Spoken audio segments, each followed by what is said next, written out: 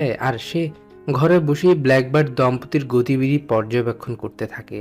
দিন কয়েকের মধ্যেই ব্ল্যাকবার্ড দম্পতি তাদের ঘরের মাঝে মোট 3টি ডিম পাড়ে। ডিম পাড়ার পর্ব শেষ হওয়ার পর তারা ব্যস্ত হয়ে পড়ে পালাক্রমে ডিমগুলোতে তা দিতে।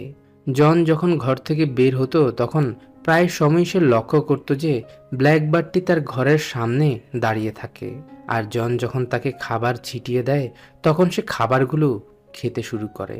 মূলত ব্ল্যাকবার্ড দম্পতি জনকে দেখলে এখন আর ভয় পায় না। তারা জনকে এখন খুব আপন ভাবতে শুরু করে। খাবারগুলো পেলেই পাখিটি উড়ে চলে যায় তার বাসার মাঝে, কারণ ইতিমধ্যে যে তাদের ডিমগুলো ফুটে ছানাগুলো বেরিয়ে এসেছে, আর ছানাগুলোর যে এখন খাবারের খুবই প্রয়োজন। তাই তো যখনই ব্ল্যাকবার্ড দম্পতির খাবারের প্রয়োজন হয় তখন সে উড়ে চলে আসে জনের কাছে, আর জন খড়কুটো সরিয়ে সেখান থেকে পাখিটিকে খাবারের ব্যবস্থা করে দেয়।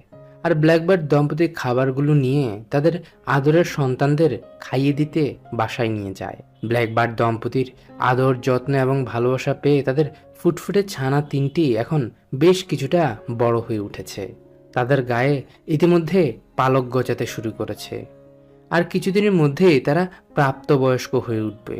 এরপর তারাও তাদের বাবা মায়ের মতো এদিক ওদিক উড়ে বেড়াবে। কিন্তু দুঃখের বিষয় হলো তাদের এই স্বপ্ন যেন স্বপ্নই রয়ে গেল, কারণ হঠাৎ একদিন ব্ল্যাকবার্ড দম্পতি যখন ঘরের বাহিরে তাদের ছানাদের জন্য আহার সংগ্রহ করতে ব্যস্ত, ঠিক তখনই হঠাৎ করে তাদের ঘরের মাঝে আক্রমণ করে বসে একটি রাক্ষসে প্রাণী। সে এক এক করে ব্ল্যাকবার্ড দম্পতির 3টি ছানাকে খুন করে। ছানাগুলোকে মেরে ফেলার